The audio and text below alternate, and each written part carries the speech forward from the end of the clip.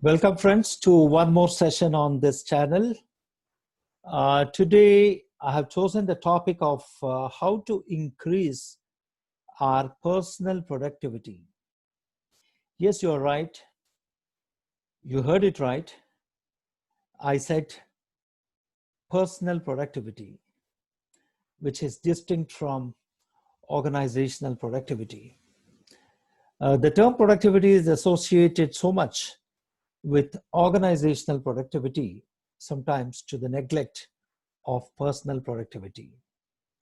So I thought that it will be an interesting topic for us, and I will endeavor to give you 4 tips. There could be several, but I have chosen 4 important tips of how to increase our productivity. So why is talking about individual productivity important? Well, there are 2 good reasons. Reason number 1,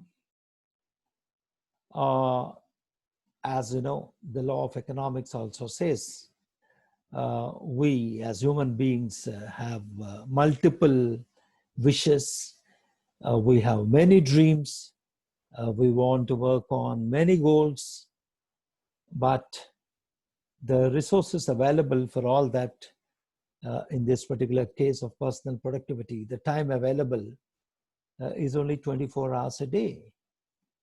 To any of us, it's only 24 hours a day.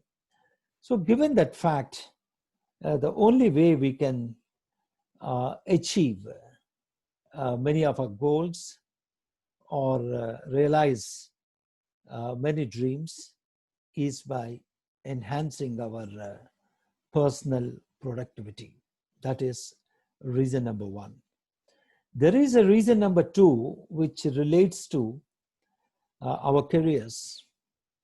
As we grow in our career, one of the important abilities that we should possess is multitasking. That is, the ability to do multiple things at the same time. Right? So imagine the number of things a CEO has to take care, let's say, as compared to a watchman. So that is something which is true for us also. As we embark on a growth trajectory in our careers, it becomes important for us that as we grow, we have to do many more things than the things that we have started with. So multitasking is one that will give us that ability to handle higher positions. And multitasking is a product of productivity. So those are the 2 important reasons that I can think of why we have to work on our personal productivity. So friends, I already said there could be several tools and mechanisms of increasing our personal productivity, but I had chosen to speak of only 4 today. And those also I call them tips because we're not going into the complete details of what those are. So I prefer to use the word tips. So I'm going to speak about 4 tips, and I hope it's going to help you. Let me share a brief presentation in this connection. Yes. These are the 4 tips. Tip number 1, engage in deep work. I will come back and explain to you what is deep work. Understand where your time is going. Number 3, understand what is your circle of influence. I will explain all these terms. And of course, know your priorities. These are the 4 tips that are important to be understood and implemented. Deep work. What is deep work? One simple way of understanding deep work is the opposite of shallow work. What is shallow work? You know, upar kaam karna. You know, something which is a surface level of working.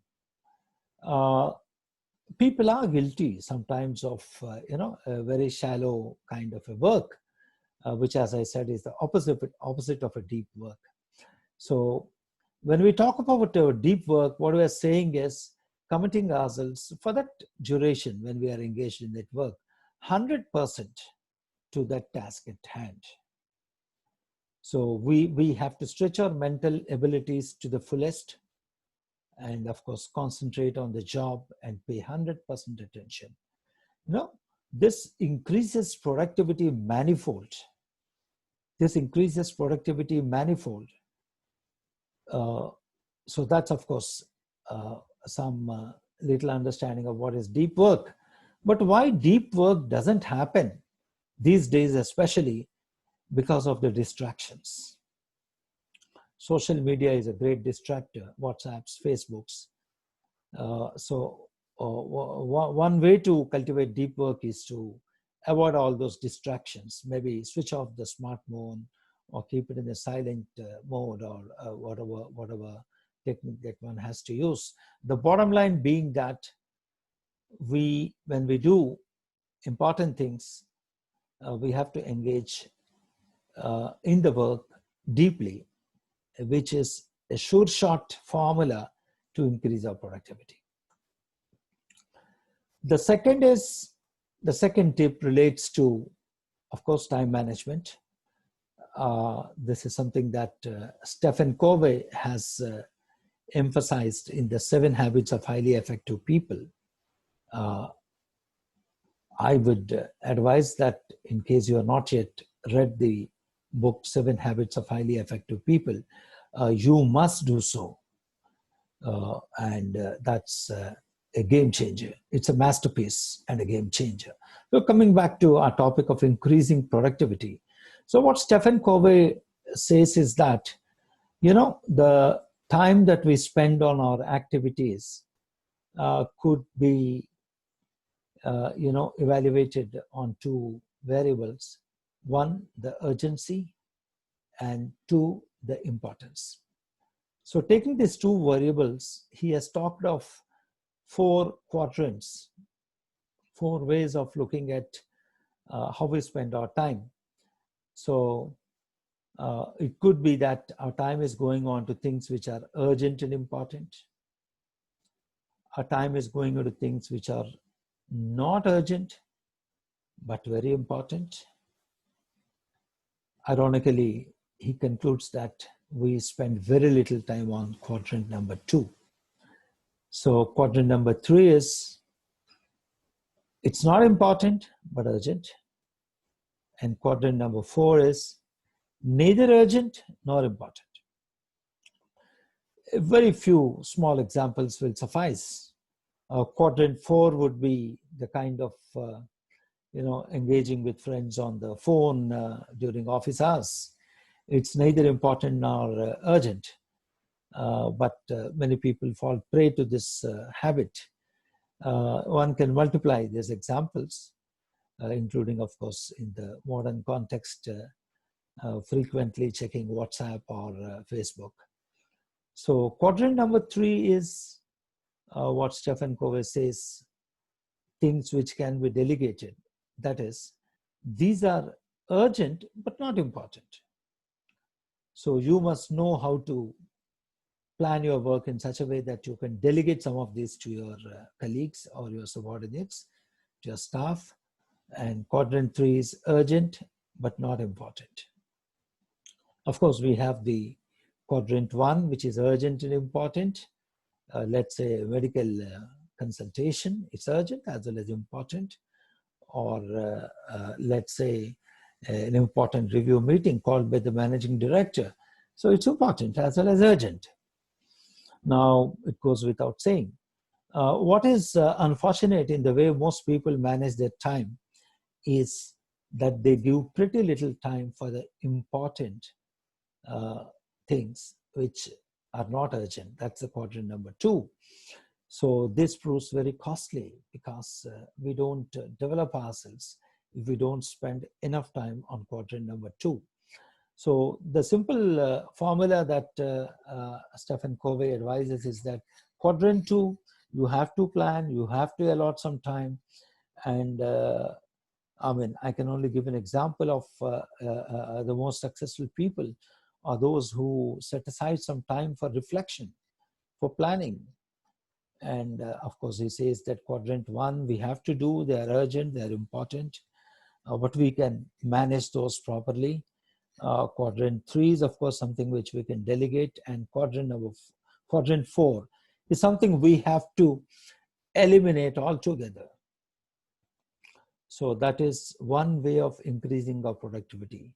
Make a list of all the things that you do along the day and classify them. If you are not consciously working on increasing your productivity, the probability is that much of your time is going into quadrant three and quadrant four. And readjust the time so that you increase your productivity by focusing on quadrant one and quadrant two largely. So one more tip that I can think of is, again, from 7 Habits of Highly Effective People by Stephen Covey, is understanding what is your circle of influence and what is your circle of concern. Now, what is the difference between these two? Activities which come under the circle of influence are those on which you have a control. Activities which come under the circle of concern are those on which you don't have any control. Yes, you are concerned about them, but you have no control on them. Circle of influence, yes, you can influence them. Let's take a few examples. How we manage our time, right, is within our circle of influence. But the bad weather is probably a concern to us, but it's not in our circle of influence. It's rather in our circle of concern. There's pretty little that we can do about the weather. So one way to increase our productivity is to do things which come under the circle of influence. That's because we can influence them. We can be at our best when we engage in those activities. And obviously, our productivity will be the best. But if you frit our time on areas which are under the circle of concern, on which we have no influence, we would only be wasting our time. And one more important truth about this is that the more we spend our time on circle of influence, the larger the circle of influence becomes. The more the time we spend on circle of concern, the larger the circle of concern becomes. What it means is that your circle of influence diminishes. So it's a very important tip to increase our productivity. The last is something which is very common. I'm sure some of you would have even come across this as a WhatsApp forward, what I call know your priorities, embrace the rocks first method. So it goes like this. The professor addresses the class with an empty glass jar in his hand. And of course, he has a bag of sand and some pebbles on the table. And he wants to demonstrate how to work on priorities. And what he does is that he fills the glass jar with the sand and then tries to put a few pebbles, which he could not because the glass jar is fully occupied with the sand. So here, what he's trying to say is that the sand is like all those things which are not your priorities, whereas the pebbles are those which are your priorities, important things that you need to do in your life. And if you fill your time, the glass jar is like the 24 hours in a day or the time that you have in hand.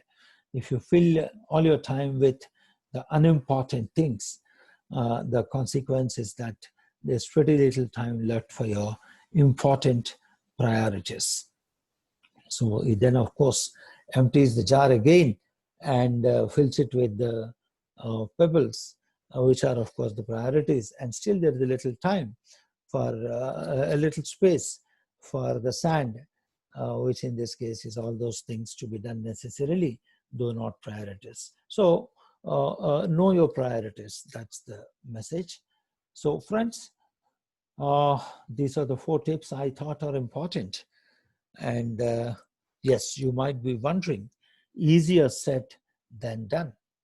So my a reply to that feeling is that if that's what you think or that's what you feel, that these can't be implemented, then your personal productivity is at stake. And I would advise that you sort of go to a coach. A coach is someone who will help you to do many things which you would not perhaps find yourselves being able to do. So, and of course, you're always welcome to contact me. I'm a professional coach. I'll be happy to hold your hand and help you. I thank you very much for being on this session, and good day and all the best to you.